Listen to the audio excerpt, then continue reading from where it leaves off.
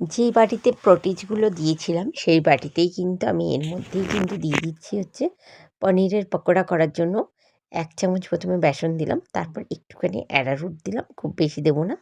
আর এইবার দিয়ে দিচ্ছি আরেক চামচ বেসন। এবার পরিমাণ মতো এখানে দেওয়া হবে লবণ। আমি অল্প করে ইউজ করছি লবণটা। একটু হলুদ গুঁড়ো দিয়ে দিলাম, 1 চামচ লঙ্কার গুঁড়ো দিয়ে দিচ্ছি।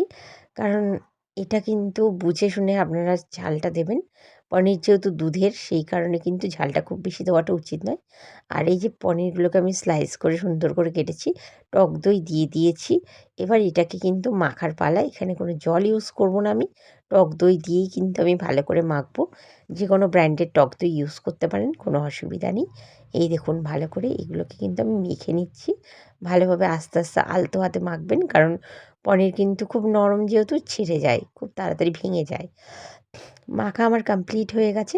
এবার এগুলোকে আমি একটু তেলের মধ্যে ভেজে নেব, ফ্রাই করে নেব। এই দেখুন, দেখেই কিন্তু জিভে জল চলে আসছে। শীতকালে কিন্তু দেখুন আমার কিন্তু ভাজাভুজি খেতে ভীষণ ভালো লাগে। অল্প অল্প করে ভাজবেন, কারণ আমি যেহেতু অল্প তেল দিয়েছি, আমি অল্প করেই পনির দেবো। বেশি পনির দিলে কিন্তু ভেঙে যাওয়ার চান্সটা বেশিই থাকে। একটুতেই কিন্তু কালার ধরে যাচ্ছে, হাই ফ্লেম ছিল গ্যাসটার, সেই কারণেই। তো ভিডিওটা কে কোথা থেকে দেখছেন জানাতে ভুলবেন না। ভিডিওটা ভালো লাগলে লাইক, কমেন্ট, শেয়ার করতে ভুলবেন না।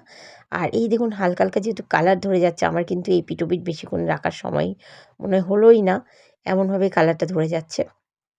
এগুলোকে আমি তুলে নিচ্ছি।